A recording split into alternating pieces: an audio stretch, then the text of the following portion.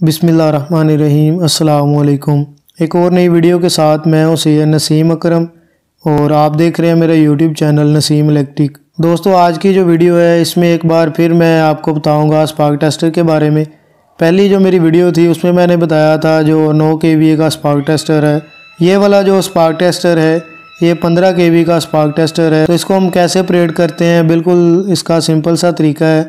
सबसे पहले इसका जो सोर्स वाला बटन है उसे हम करते हैं ऑन, और सोर्स वाला बटन जो है ऑन करने से जो रेड लाइट है वो हमने लगाई हुई है कि रेड लाइट जो है वो ऑन होगी। और जैसे ही हम इसका ऊपर वाला जो मतलब कवर है उसको दबाते हैं तो आप देखेंगे कि सोर्स जो है वो बंद हो गया। अब दबाते हैं स्टार्ट बटन को। स्टार्ट बटन को दबाने से जो हमारा इनपुट वोल्ट मीटर है वो ऑन हो गया, और जैसे जैसे रेगुलेटर को हम घुमाते हैं उसी तरह केवीए मीटर जो है वो भी हमारा बढ़ता जाता है। तो इसको हम चेक करते हैं इंसुलेशन डैमेज जो है इसके लिए।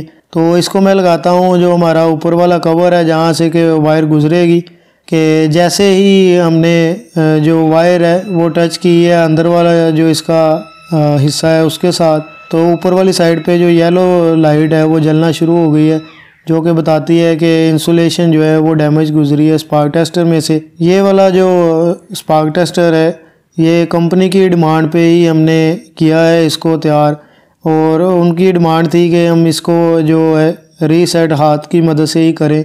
तो आप देख सकते हैं कि रीसेट हो गया है। एमरजेंसी दबाकर आप इसको एमरजेंसी की सूरत में बंद कर सकते हैं। इसके अलावा जो हमारा सेलेक्टर स्विच है उसकी मदद से भी आप इसको ऑन ऑफ कर सकते हैं।